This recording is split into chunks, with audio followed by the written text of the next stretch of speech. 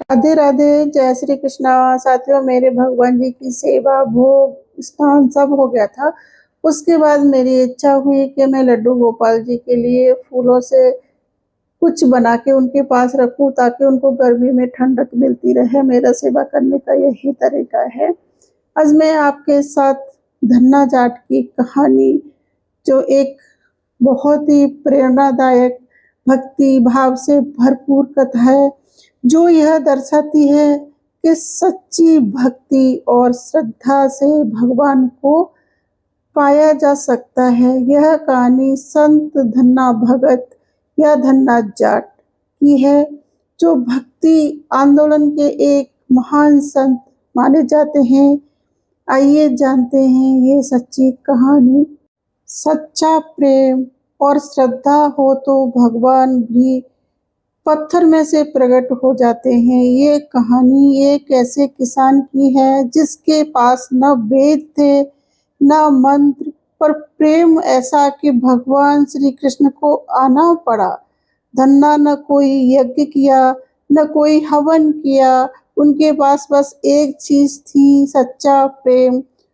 और उसी प्रेम से उसने भगवान को अपने घर पर बुला लिया। जानते हैं धन्ना सेठ की कहानी। धन्ना सेठ एक गरीब किसान थे, जो खेत में हल जोतते थे, काम करते थे और अपने परिवार का लालन पालन करते थे।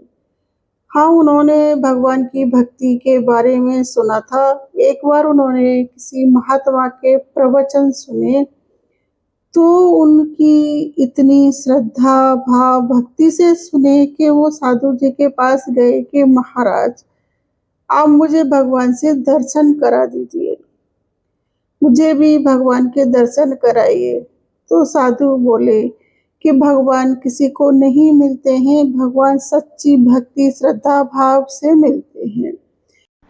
लेकिन धन्ना जाट महात्मा के प्रवचन से इतने प्रभावित हुए थे कि उनकी बस एक ही इच्छा थी कि मैं भगवान को अपने घर बुलाऊं और उनको खाना खिलाऊं। जब महात्मा ने देखा कि धन्ना जाट के मन में प्रेम प्रकट हो गया है, सच्ची श्रद्धा से वो संत से बोल रहे हैं, तो उन्होंने एक छोटा सा पत्थर शालिग्राम स्वरूप धन्ना जाट को दिया और कहा कि यह लेके अपने घर जाओ, रोज स्नान कराना और रोज भोग लगाना। इनको भोग लगाने के बाद तुम भोजन ग्रहण करना। अब धन्ना जाट अपने घर जाके शालिग्राम भगवान को, उस पत्थर को यानी भगवान समझ के अपने घर में बिठा देते हैं। उनकी पूजा करते हैं, उनको भोग लगाते हैं, दूध दही रूखा सूखा जो भी उनके पास होता है। तो वो देखते हैं कि वो पत्थर तो भोग नहीं ग्रहण कर रहा और ऐसे ही रखी है थाली। तो एक दिन, 2 दिन, 3 दिन, कई दिन हो जाते हैं, वो यह देखते हैं। फिर उनके मन में विचार आता है कि महात्मा ने कहा था इनको भोजन करा के तुम्हें भोजन करना है।